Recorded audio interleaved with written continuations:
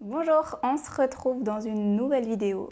Aujourd'hui, je vais vous parler des 4 conseils que j'aurais aimé recevoir le plus tôt possible dans ma vie. C'est-à-dire j'aurais aimé qu'on me saoule avec, j'aurais aimé qu'on me fasse du bourrage de crâne pour que ça soit beaucoup plus fluide et beaucoup plus compréhensible le plus tôt possible pour moi, pour ma petite personne, parce que je pense que j'aurais perdu moins de temps. Et je pense que ça m'aurait empêché un certain mal-être par la suite. Donc la première chose que j'aurais aimé entendre et j'aurais aimé même qu'on me saoule avec, c'est genre bâtis ta confiance. Je pense que c'est dès l'enfance en fait que ça se joue, c'est dès l'enfance qu'on peut donner à son enfant la confiance en soi. C'est-à-dire peut-être à chaque fois qu'il fait quelque chose, l'encourager à faire ce qu'il fait. Et s'il se trompe, c'est pas grave, faut lui donner la confiance de se tromper, faut lui donner la confiance de faire ses propres choix. Et peu importe le résultat en fait. Et je pense que quand tu es dans cette position en tant qu'adulte, ton enfant, il le sait, il le sent, que ses parents ont confiance en lui. Du coup, lui, il peut vraiment plus avoir confiance en lui.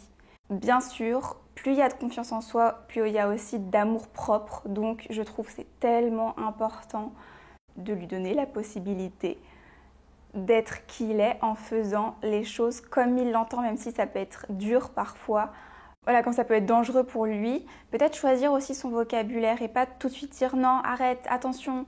Peut-être dire doucement, regarde ce qui se passe. Lui donner en fait la possibilité d'avoir plus de conscience dans sa manière de faire et de comprendre ce qu'il est en train de faire et pourquoi il risque d'avoir ça ou ça au lieu de directement le stopper. Et là, j'ai eu un exemple de type qui puisse se mettre en danger, mais des fois, il n'y a même pas de danger en fait. Bref, la première chose que j'aurais aimé entendre, genre bâtis ta confiance. Ensuite, le deuxième conseil, c'est cultive ta différence. On a tous une identité qui va se développer au fil des années, etc. Même si on pompe beaucoup sur notre entourage, sur nos parents, etc., on va forcément être influencé. Mais on a tous des qualités ou des défauts. Et c'est souvent la différence qui fait qu'on croit que c'est un défaut, alors qu'au contraire, souvent, c'est la qualité. Par exemple, pour ma part, moi, j'étais très timide, sauvage, j'adorais ce mot, ça me saoulait trop d'entendre sauvage à chaque fois, et très sensible.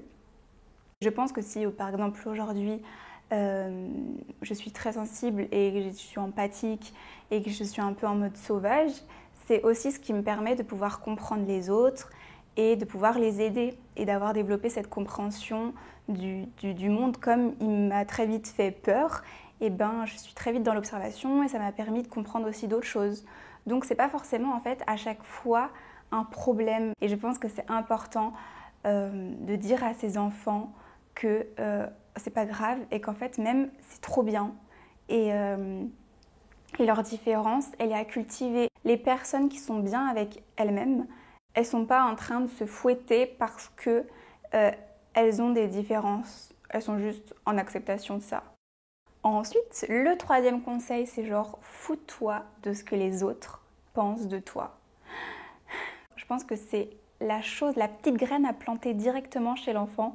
C'est arrête d'essayer de plaire à tout le monde parce que de toute façon tu plais jamais à tout le monde et en fait c'est pas grave. Et même si tu plais seulement à un quart des personnes sur cette terre, on s'en fout, on n'est pas venu là pour plaire aux gens. Et je pense qu'on a un peu une éducation comme ça où il faut essayer d'être gentil, de ne pas déranger et de faire les choses comme les autres et de plaire surtout parce qu'on a peur en fait d'être vite mise à l'écart. Mais en fait, c'est vraiment vivre dans une prison. Bref, moi personnellement, j'aurais perdu beaucoup moins de temps et actuellement j'en perds encore, pour être honnête, à essayer de plaire aux autres. Et finalement, ça rejoint un peu le premier conseil parce que quand on a confiance en soi, on n'a pas besoin d'être validé par les autres.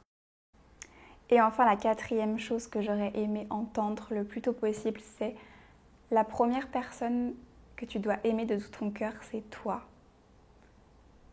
Je pense qu'il n'y a pas énormément de choses à développer là-dessus, mais si on savait tout ça et si on savait toutes ces 4 petites choses, vraiment, si ça serait bien inscrit en nous, je pense qu'il y aurait beaucoup moins de problèmes sur cette planète Terre et il y aurait beaucoup plus d'amour. Voilà. J'espère que cette petite vidéo, elle vous a plu. N'hésitez pas à la partager, n'hésitez pas à aimer ou vous abonner, ça me fait toujours très plaisir. Et voilà. Je vous fais des gros bisous et vous dis à bientôt. Ciao!